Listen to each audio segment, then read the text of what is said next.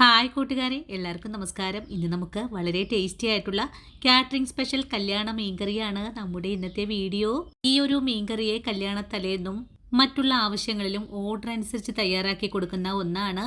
ഇന്ന് എനിക്ക് കുറച്ച് മീൻകറിയുടെ ഓർഡർ ഉണ്ടായിരുന്നു. അപ്പോൾ നിങ്ങൾക്ക് വേണ്ടിയിട്ട് ആ ഒരു വീഡിയോ കാണിച്ചു തരാമെന്നും വിചാരിച്ചു. ഇന്നത്തെ നമ്മുടെ മീൻകറി തയ്യാറാക്കി എടുക്കുന്നതിനായിട്ട് ഞാനിവിടെ എടുത്തിട്ടുള്ളത് ചെമ്പല്ലിയാണ്. വളരെ ടേസ്റ്റ് ആയിട്ടുള്ള നല്ലൊരു മീനാണ്. അതുപോലെ ഇതിൻ്റെ സൈഡായിട്ട് ഞാൻ ഉണ്ടാക്കി കൊടുക്കുന്നത് നല്ല തേങ്ങ തിരുമിയ കപ്പ കൂടിയാണ്.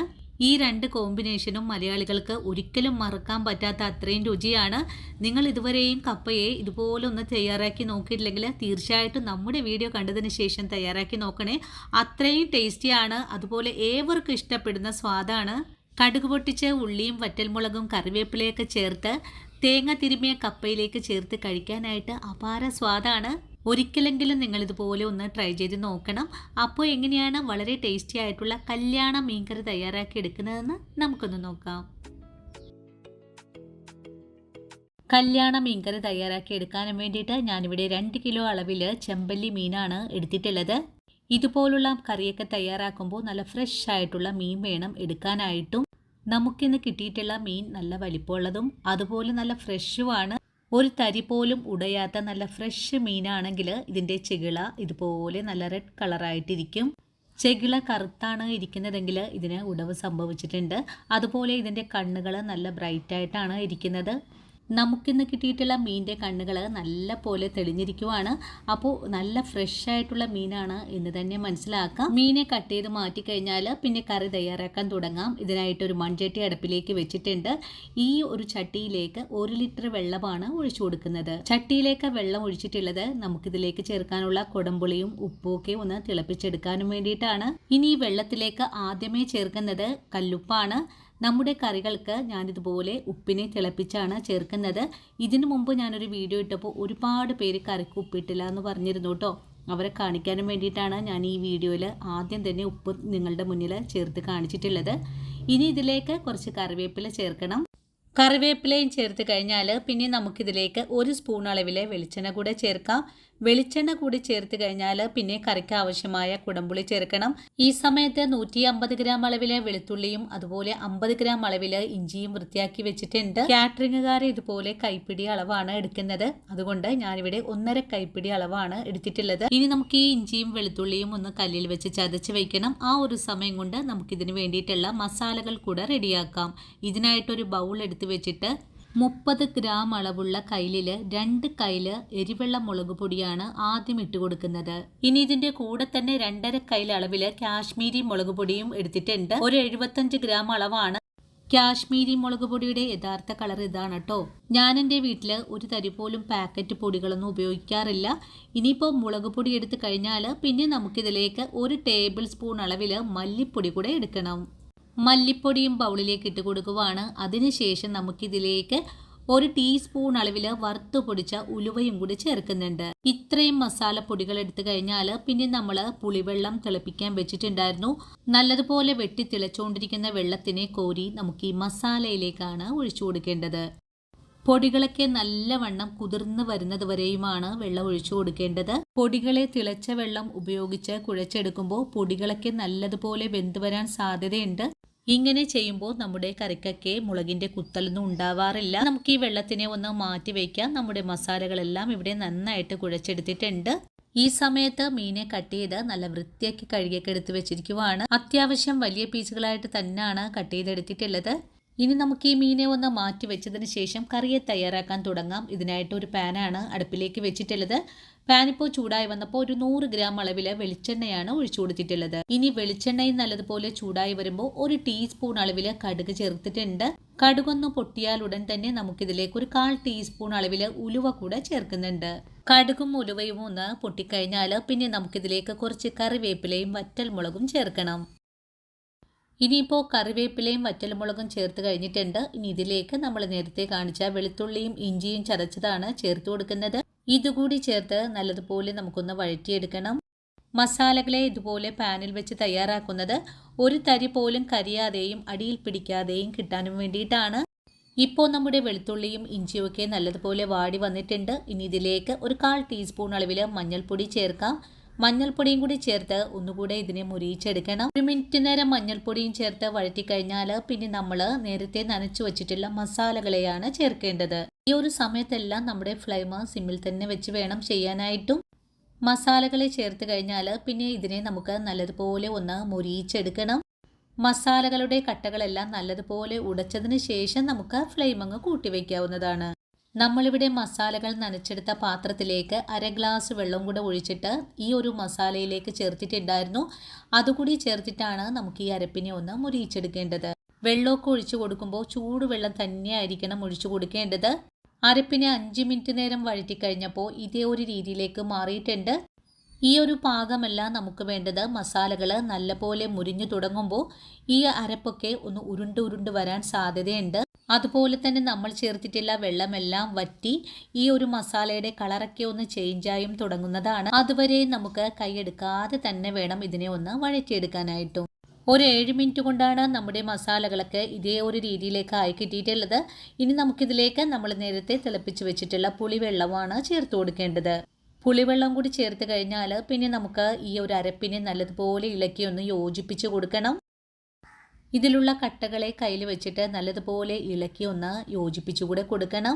അരപ്പിലെ കട്ടകളെല്ലാം ഒന്ന് ഉടഞ്ഞ് നല്ല കുറുക്കി വരുന്ന പാകം വരെയുമാണ് നമുക്ക് ഇതുപോലെ തിളപ്പിച്ചെടുക്കേണ്ടത്. ഈ ഒരു സമയം കൊണ്ട് തന്നെ നമ്മുടെ അരപ്പ് നല്ലതുപോലെ തിളച്ചൊന്ന് കുറുകിയൊക്കെ തുടങ്ങിയിട്ടുണ്ട്. ഇനി ഇതിലേക്ക് ഒരു നുള്ളു കായപ്പൊടി കൂടെ ചേർക്കണം. കായപ്പൊടി ചേർക്കുന്നത് നമ്മുടെ മീൻകറിക്ക് നല്ലൊരു ടേസ്റ്റ് കിട്ടാനും നമ്മുടെ കാറ്ററിംഗുകാരുടെ ഒരു സീക്രട്ട് കൂടിയാണ് കേട്ടോ. ഈ ഒരു കായപ്പൊടിയുടെ ടേസ്റ്റ് നിങ്ങൾക്ക് താല്പര്യമില്ലെങ്കിൽ ഒഴിവാക്കാവുന്നതാണ്. ഇനിയിപ്പോൾ നല്ലതുപോലെ കുറുകി വന്നിട്ടുണ്ട് നമ്മുടെ മീൻകറിയുടെ ഗ്രേവി. കയ്യിലുകൊണ്ട് ഗ്രേവിയെ ഒന്ന് കോരി നോക്കുമ്പോൾ നല്ല കട്ടിയായിട്ട് തന്നെയാണ് ഇരിക്കുന്നതെങ്കിൽ നമ്മുടെ ഗ്രേവി കറക്റ്റായിട്ടുള്ള ഒരു പാകത്തിനാണ് കിട്ടിയിട്ടുള്ളത്. ഇനി ഈ ഗ്രേവിയെ ഒന്ന് മാറ്റി വെച്ചതിന് ശേഷം മൺചട്ടി അടുപ്പിലേക്ക് വെച്ചു കൊടുക്കണം. മൺചട്ടി നല്ലതുപോലെ ചൂടായി വരുമ്പോൾ നമുക്കിതിലേക്ക് ഗ്രേവിയാണ് ഒഴിച്ചു കൊടുക്കേണ്ടത്. ആദ്യം മീനെ നിരത്താനുള്ള ഗ്രേവി ഒന്ന് ഒഴിച്ച് നല്ലതുപോലെ ചുറ്റിച്ച് കഴിഞ്ഞാൽ പിന്നെ നമുക്കിതിലേക്ക് കുറച്ച് കറിവേപ്പിലയെ നിരത്തി കൊടുക്കണം. കറിവേപ്പിലേക്ക് നിങ്ങൾ എടുക്കുമ്പോൾ നിങ്ങളുടെ ഇഷ്ടത്തിനനുസരിച്ച് എടുക്കാവുന്നതാണ്. ഈ വേപ്പില കിട്ടാത്ത നാടാണെങ്കിൽ ഈ ഒരു സ്റ്റെപ്പ് അങ്ങ് ഒഴിവാക്കാവുന്നതുമാണ്. ഞാനിപ്പോൾ ഒരു പെർഫെക്റ്റ് ആയിട്ടുള്ള ഒരു മീൻകറി കാണിച്ചു തരുന്നു, അത്രേ ഉള്ളൂ. കറിവേപ്പിലയും കറിയിലേക്ക് വെച്ച് കഴിഞ്ഞാൽ പിന്നെ നമ്മൾ എടുത്തു വെച്ചിട്ടുള്ള മീനെയാണ് ചേർത്ത് കൊടുക്കേണ്ടത്. ആദ്യ ലെയർ മീനെ നിരത്തി കഴിഞ്ഞാൽ പിന്നെ നമുക്ക് വീണ്ടും ഗ്രേവിയെ കോരി ഒഴിച്ചു കൊടുക്കണം. ഞാനിവിടെ ഒരു 3 ലെയറായിട്ടാണ് നമ്മുടെ കറിയെ സെറ്റ് ചെയ്തെടുക്കുന്നത്. മീനെ സെറ്റ് ചെയ്തെടുക്കുമ്പോൾ ഫ്ലെയിം സിമ്മിലായിരിക്കണം. ആദ്യം മീനെ നിരത്തി കഴിഞ്ഞാൽ പിന്നെ ചട്ടിയെ ഒന്ന് കുലുക്കിയും കൂടെ കൊടുക്കണം. അതിനുശേഷം നമ്മൾ നേരത്തെ ചെയ്ത പോലെ തന്നെ കറിവേപ്പില വെച്ച് കൊടുക്കാം. കൂടെ തന്നെ മീനെയും കൂടെ നിരത്തുന്നുണ്ട്. ഇതുപോലെ തന്നെയാണ് നമുക്ക് മീനെ സെറ്റ് ചെയ്തെടുക്കേണ്ടത്. ഇതുപോലെ നമ്മൾ കറിയെ സെറ്റ് ചെയ്തെടുക്കുന്നത് നമ്മുടെ മീൻ കഷ്ണങ്ങൾ ഒരു തരി പോലും ഉടയാതെ കിട്ടാനും വേണ്ടിയിട്ടാണ്. കറിയെ സെർവ് ചെയ്യുന്ന സമയത്തും നമുക്ക് മീൻ കഷ്ണങ്ങൾ വളരെ എളുപ്പത്തിൽ തന്നെ എടുക്കാനും സാധിക്കും. ഇപ്പോൾ നമ്മുടെ മീൻ കഷ്ണങ്ങളെല്ലാം നിരത്തി കഴിഞ്ഞിട്ടുണ്ട്. ഇനി ബാക്കിയുള്ള ഗ്രേവി കൂടെ ഒഴിച്ചു കൊടുത്തു. അതിനുശേഷം ചട്ടിയെ നല്ലതുപോലെ കുലുക്കിയിട്ട് നമുക്കൊന്ന് കയ്യിൽ വെച്ചിട്ട് പതിയെ ഒന്ന് ഇളക്കിയതിന് ശേഷം മൂടി വെച്ച് നമുക്കിതിനെ ഒന്ന് വേവിച്ചെടുക്കണം. കറിയെ മൂടി വെക്കുന്നതിന് മുമ്പായിട്ട് നമുക്കിതിലേക്ക് കുറച്ചുകൂടെ കറിവേപ്പില ചേർക്കാം. അതുപോലെ തന്നെ മീൻ കഷ്ണങ്ങളെ കയ്യിൽ വെച്ചിട്ട് പതിയെ ഒന്ന് താത്തിയും കൂടെ കൊടുക്കണം. കറിവേപ്പിലയും കൂടി ചേർത്ത് കഴിഞ്ഞാൽ പിന്നെ നമുക്ക് കറിയെ ഒന്ന് മൂടി വെച്ചാണ് വേവിച്ചെടുക്കേണ്ടത്. ഇടയ്ക്കിടയ്ക്ക് മൂടി തുറന്ന ചട്ടിയെ നല്ലതുപോലെ ഒന്ന് കുലുക്കി കൊടുക്കണം. ഇല്ലെങ്കിൽ നമ്മുടെ മീൻ കഷ്ണങ്ങൾ അടിയിൽ പിടിക്കാൻ സാധ്യതയുണ്ട്. ഈ സമയത്ത് നമുക്ക് ഫുൾ ഫ്ലെയിമിലാണ് വെച്ച് കൊടുക്കേണ്ടത്. ഓരോ മിനിറ്റിലും മൂടി തുറന്ന് നല്ലതുപോലെ അടി ചേർത്ത് ഒന്ന് ഇളക്കി കൊടുക്കുന്നുണ്ട്. നമ്മുടെ കറി ഇപ്പോൾ നല്ലതുപോലെ ഒന്ന് തിളച്ചൊക്കെ തുടങ്ങിയിട്ടുണ്ട്. ഒരു 3 മിനിറ്റ് നേരമാണ് ഞാൻ ഫുൾ ഫ്ലെയിം വെച്ച് കൊടുത്തിട്ടുണ്ടായിരുന്നത്. ഇനി നമുക്ക് സിമ്മിലേക്ക് മാറ്റാം. ഒരു 5 മിനിറ്റ് നേരം കൂടെ കറിയെ ചെറിയ തീയിൽ വെച്ച് മൂടി വെച്ച് വേവിച്ചെടുത്താൽ നമ്മുടെ കറിയുടെ ഫ്ലെയിം അങ്ങ് ഓഫ് ചെയ്ത് കൊടുക്കണം. ഈ സമയത്തും നമ്മുടെ മീൻ കഷ്ണങ്ങളൊക്കെ നല്ല പെർഫെക്റ്റ് ആയിട്ട് തന്നെയാണ് ഇവിടെ ഇരിക്കുന്നത്. കറിയുടെ ഫ്ലെയിം ഓഫ് ചെയ്ത് കൊടുത്തിട്ട് ഒരു 10 മിനിറ്റൊക്കെ കഴിഞ്ഞിട്ടുണ്ട്. ഞാൻ കറി ഒന്ന് തുറന്ന് നോക്കുവാണ്. ഇപ്പോൾ നമ്മുടെ കറി നല്ല പെർഫെക്റ്റ് ആയിട്ട് തന്നെയാണ് ഇവിടെ കിട്ടിയിട്ടുള്ളത്. ഞാൻ ഈ മൺചട്ടിയെ ഒന്ന് ഇതുപോലെ ഒന്ന് ചുറ്റിച്ചുകൂടെ കൊടുക്കുന്നുണ്ട്. ഇന്നത്തെ നമ്മുടെ ഈ ഒരു കല്യാണ മീൻകറിയെ നമ്മൾ സെർവ് ചെയ്യുന്നത് കപ്പയ്ക്കൊപ്പമാണ്. വളരെ എളുപ്പത്തിലാണ് നമ്മൾ ഈ കറിയെ തയ്യാറാക്കി എടുത്തിട്ടുള്ളത്. ഈ ഒരു വെളുത്തുള്ളിയെല്ലാം പൊളിച്ചെടുക്കുന്ന താമസം മാത്രമേ ഉള്ളൂ. കറിയിലേക്ക് ചേർക്കാനുള്ള ഉപ്പും പുളിയൊക്കെ നമ്മൾ നേരത്തെ തന്നെ തിളപ്പിച്ച് വെച്ചത് കൊണ്ട് മീൻ കഷ്ണങ്ങളിൽ വളരെ എളുപ്പത്തിൽ തന്നെ ഉപ്പും പുളിയൊക്കെ പിടിച്ച് പാകമായി കിട്ടും. മീൻകറിയുടെ സൈഡായിട്ട് ഞാനിവിടെ കുറച്ച് കപ്പ ഉപ്പിട്ട് പുഴുങ്ങി വെച്ചിരിക്കുവാണ്. ഇനി നമ്മുടെ കപ്പയെ ഒന്ന് ഞെരടിയെടുക്കുന്നുണ്ട്. ഇതിനായിട്ട് അരമുറി നാളികേരം തിരുമ്മിയെടുത്തിട്ടുണ്ട്.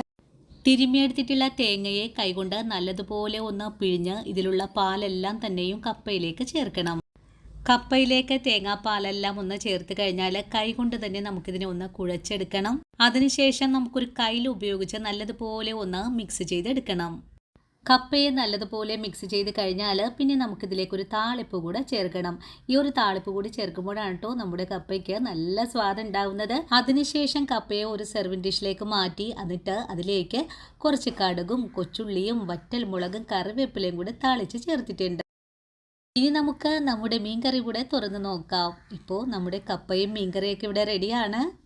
അപ്പോൾ കണ്ടല്ലോ കൂട്ടുകാരെ, എത്ര സ്വാദിഷ്ടമായിട്ടാണ് നമ്മൾ നല്ലൊരു കപ്പയും മീൻകറിയൊക്കെ തയ്യാറാക്കി എടുത്തിട്ടുള്ളത്. ഈ ഒരു മീൻകറിയെ നിങ്ങൾ തീർച്ചയായിട്ടും ട്രൈ ചെയ്ത് നോക്കണേ.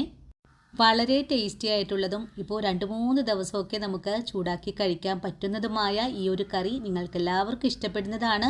നമ്മുടെ വീഡിയോസൊക്കെ കണ്ടിട്ട് എനിക്ക് ഒരുപാട് കാറ്ററിങ്ങിൻ്റെ ഓർഡറൊക്കെ വരുന്നുണ്ട്. പക്ഷേ എൻ്റെ സമയക്കുറവ് കൊണ്ട് എനിക്ക് അതൊന്നും എടുക്കാൻ സാധിക്കുന്നില്ല. തീർച്ചയായിട്ടും ജനലക്ഷങ്ങൾ ഏറ്റുവാങ്ങിയ ഈ ഒരു കല്യാണ മീൻകറിയെ നിങ്ങൾ എല്ലാവരും ട്രൈ ചെയ്ത് നോക്കണേ. ട്രൈ ചെയ്ത് നോക്കിയിട്ട് നിങ്ങൾക്ക് ഇഷ്ടപ്പെടുവാണെങ്കിൽ നിങ്ങൾക്ക് കിട്ടിയ ഈ ഒരു അറിവിനെ നിങ്ങളുടെ കൂട്ടുകാരിലേക്കൊന്ന് ഷെയർ ചെയ്ത് കൊടുക്കാനും വീഡിയോയെക്കുറിച്ചുള്ള അഭിപ്രായങ്ങളെല്ലാം കമൻസ് ആയിട്ട് അറിയിക്കാനും മറന്നു പോകരുത്. ഇനിയിപ്പോൾ ആദ്യമായിട്ടാണ് നമ്മുടെ വീഡിയോ കാണുന്ന കൂട്ടുകാർ ആരെങ്കിലും ഉണ്ടെങ്കിൽ ഒന്ന് സപ്പോർട്ട് ചെയ്യണം കേട്ടോ. സപ്പോർട്ട് ചെയ്തിട്ട് ആ കുഞ്ഞു ബെല്ലൈക്കണും കൂടെ ഓൾ ഓപ്ഷൻ അടിച്ചിടാനും മറന്നു പോകരുത്. അപ്പോഴാണ് ഞാനിടുന്ന പുതിയ പുതിയ വീഡിയോസ് എല്ലാം തന്നെ നിങ്ങളുടെ കയ്യിൽ നോട്ടിഫിക്കേഷൻ വഴി എത്തുന്നത്. അതുപോലെ വീഡിയോയെക്കുറിച്ചുള്ള അഭിപ്രായങ്ങളെല്ലാം കമൻസ് ആയിട്ട് അറിയിക്കാനും മറക്കല്ലേ. നിങ്ങൾ തരുന്ന ഓരോ വാക്കുകളുമാണ് മറ്റുള്ള ആളുകളിലേക്ക് നമ്മുടെ വീഡിയോസ് എത്തപ്പെടുന്നതും. വീഡിയോ കണ്ട് ട്രൈ ചെയ്ത് നോക്കുമ്പോൾ നിങ്ങൾക്ക് ഇഷ്ടപ്പെടുവാണെങ്കിൽ നിങ്ങൾക്ക് കിട്ടിയ ഈ ഒരു അറിവിനെ നിങ്ങളുടെ കൂട്ടുകാരിലേക്ക് കൂടി ഷെയർ ചെയ്ത് കൊടുക്കാൻ മറക്കല്ലേ കൂട്ടുകാരെ. നമ്മുടെ വീട്ടിൽ നിത്യവും തയ്യാറാക്കുന്ന പാചക രീതികൾ മാത്രമാണ് നമ്മുടെ ചാനലിൽ കൂടെ ഞാൻ നിങ്ങൾക്ക് വേണ്ടിയിട്ട് കാണിച്ചു തരുന്നത്. ഏവർക്കും വീട്ടിലുള്ള കാര്യങ്ങളൊക്കെ വെച്ച് തന്നെ ഈ ഒരു പാചകങ്ങളെല്ലാം തന്നെ നിങ്ങൾക്ക് ചെയ്യാനും സാധിക്കും. അപ്പോൾ ഇന്നത്തെ വീഡിയോയും ഇത്രയുള്ള കൂട്ടുകാരെ. ഇനിയും നിങ്ങൾക്ക് വേണ്ടിയിട്ട് നല്ല നല്ല വീഡിയോസൊക്കെ ആയിട്ട് ഞാൻ നാളെ ഓടിയെത്തുന്നതാണ്. അതുവരെയും വീഡിയോ കണ്ട് സപ്പോർട്ട് ചെയ്ത എല്ലാ കൂട്ടുകാരോടും ഇനിയും കാണാനിരിക്കുന്ന എൻ്റെ പ്രിയ കൂട്ടുകാരോടും ഒത്തിരി നന്ദി സ്നേഹമൊക്കെ അറിയിച്ചുകൊണ്ട് നാളെ രാവിലെ ഓടിയെത്താം. അതുവരെയും ഒത്തിരി സ്നേഹത്തോടെ വീണ്ടും കാണാം.